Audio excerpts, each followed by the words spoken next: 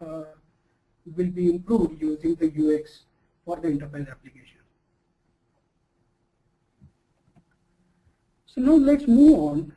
Since we have established now what are enterprise applications, let us move on to what are the challenges faced by the enterprise application. And all these challenges will have some of the UX opportunities inbuilt in them. So let's look at first challenge, and it is the buyers of the enterprise applications are not the users, and I think it is obvious. So there is a complex decision-making process for buying the enterprise applications, and majority of the times technology dominates the UX in buying process, and there are various other factors that the decision makers look at apart from user experience. They look at the cost, they look at preferred vendor, they look at technology, the fit of that particular enterprise application into their environment, and most of the times the decision is governed by the analysis, and the buying pattern for enterprise applications is in stark difference to the buying pattern of the consumer application or consumer product. For example, if you are buying any piece of software for your own use, or you are buying any particular product for your own use, say car, there you not only make the decision only on your analysis, but you actually download 30-day free trial, or you go to the dealership and you take a test drive. So basically what you are doing there, before you purchase anything, you test it out. However, in the enterprise world, this practice is not always followed, and what happens is that once the decision maker makes the decision to purchase a piece of software, they expect the users to learn the new system, integrate it into the existing work processes, and become proficient enough to allow the organization to realize the system's full benefit. And what happens is this leads to poor adoption of the application, and it takes longer learning time. We all have first-hand experience of these. When company rolls out a new enterprise application, and when it becomes mandatory, and when we do not able to figure out how to do our tasks, we say, okay, older system was better than this newer system, and that is what I am referring to poor adoption of the application. So it is a huge UX opportunity to improve the enterprise application for a better adaptability. Another challenge is the degree of customization, or varying degree of customization. Very rarely enterprise applications are implemented out of the box as is. It doesn't really matter on the size of enterprise which are buying the application, but each implementation is unique for the client. And the reasons for customization are that the business processes varies per client, user roles vary per client. In small organization, a single user performs all the tasks available or enabled by the enterprise application. Whereas if you look at some large financial organizations, they have specific users doing a specific task. So the user roles vary, and that is why scalability and flexibility of the enterprise application becomes a key concern. And if your enterprise application does not build for scalability and flexibility, it is going to result into poor implementation of the application. Another challenge is organic growth of the application, and it is a natural thing or natural tendency. All the applications grow organically. New features gets added to the application or base product all the time.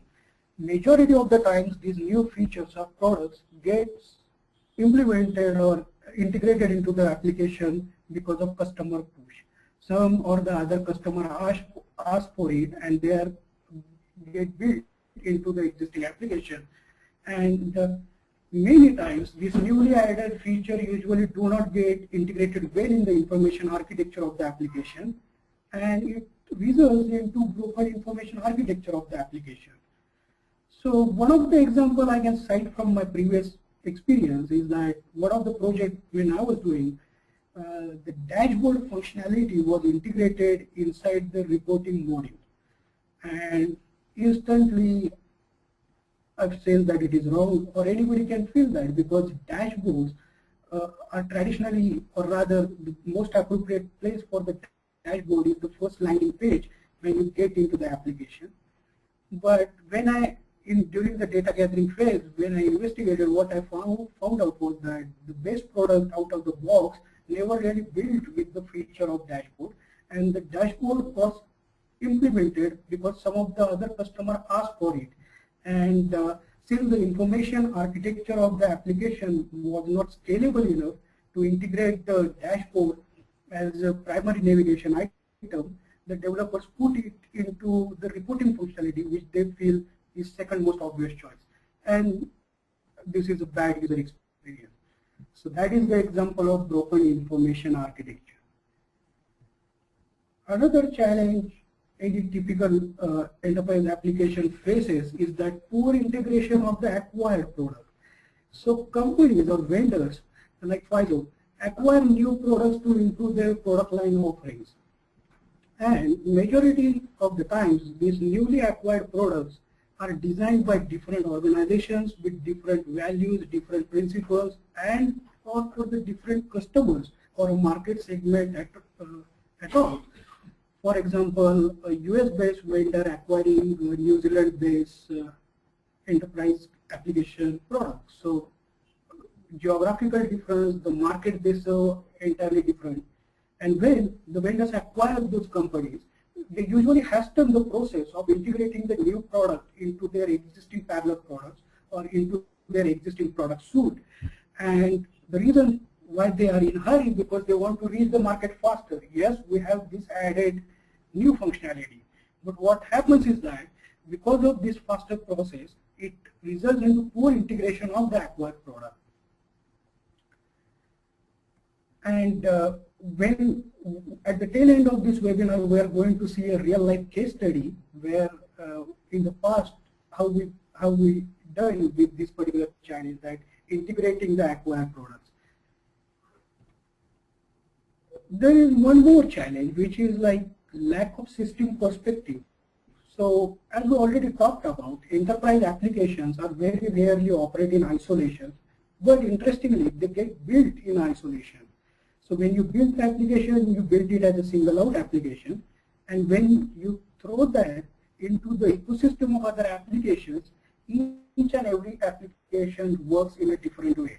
So for example, it could be as simple as that a button in one application is labeled as delete, in second application is labeled as scratch, in third application labeled as erase. Though they all do the same thing, the user has to learn that they all do same thing.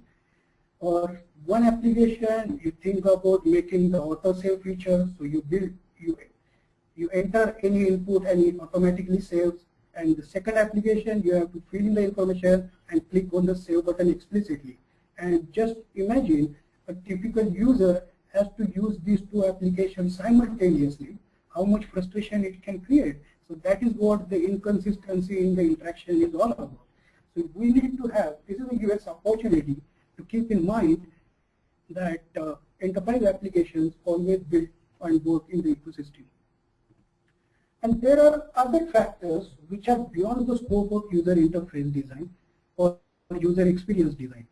As we already talked during the user experience definition, user experience is not just about the UI or user interface design. It doesn't really matter how good your UI look, but because of poor implementation or because of poor infrastructure, if the application is extremely slow or if the system crashes frequently, then it is going to result into poor user experience. For example, you hit on save button and it takes 20 minutes to save that particular form, it is poor experience. So you just can't have a single winning application in an ecosystem. Either all of them are a winner or all of them are loser. So what are the impacts these challenges bring in? I think those impacts are pretty obvious. Poor adoption of the application, reduced employee productivity, high number of support requests to various departments, longer training hours per employee, which accumulates to significant